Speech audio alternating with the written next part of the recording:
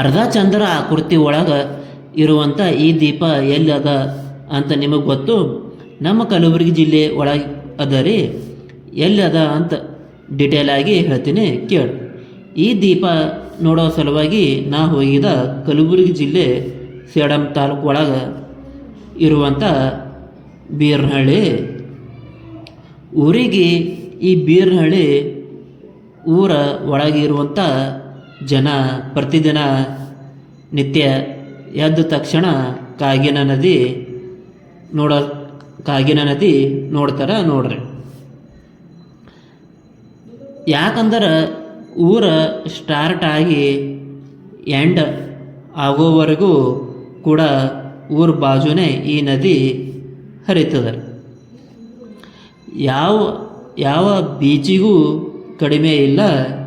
ಅದು ಅಲ್ಲದೆ ಊರ ಒಳಗೆ ಇರುವಂಥ ದನ ಕುರಿಗಳು ಪ್ರತಿದಿನ ನಿತ್ಯ ಈ ಹಳ್ಳ ದಾಟಿಕೊಂಡು ಆ ದೀಪದ ಒಳಗೆ ಒಯ್ಯೋ ಸಲುವಾಗಿ ಅಂತ ಹೋಗ್ತಾವೆ.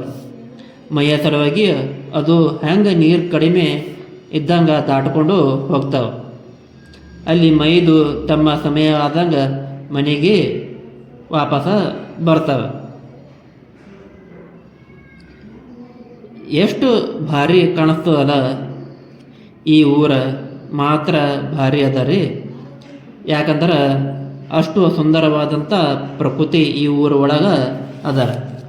ಈ ಬೀರ್ನಹಳ್ಳಿ ಗೇಟಿಗೆ ಲಾಸ್ಟ್ ಟೈಮ್ ಆಗಿರುವ ಭಾರತೀಯ ಸಂಸ್ಕೃತಿ ಉತ್ಸವ ಕೂಡ ಆಗಿತ್ತು. ಈಗಿನ ಈ ಕಾಗಿನ ನದಿ ಅದಲ್ಲ ಪೂರ ಉದ್ದಕ್ಕೂ ಹೆಂಗೆ ಅದ ಅಂತಂದ್ರೆ ಪೂರ ಮರಳಿನಿಂದ ಕೂಡಿದ ಯಾವುದೇ ರೀತಿ ಅಲ್ಲ ನೋಡಿದ್ರೆ ಕಾಣಿಸ್ತದೆ. ಅಂದ್ರೆ ಒಂದು ಬೀಚ್ ಆಗಿ ಹೋದಂಗೆ ಅನ್ನಿಸ್ತದೆ.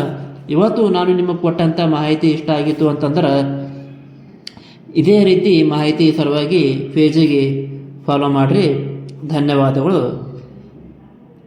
ಇಲ್ಲಿದ್ದರೆ ನಮಗೆ ತೋರಿಸಿದ್ರೆ ಕಾಗಿನ ನದಿ ಎಂಬುದು ಅವ್ರದ್ದು ವಿಡಿಯೋ ಫೋಟೋ ಮಾಡ್ಬೇಕಂದ ಟೈಮ್ ಆಯಿತು ಬಿಟ್ಟವ್ರಿ. ಧನ್ಯವಾದಗಳು. ಓಂ ನಮಃ ಶಿವಾಯ.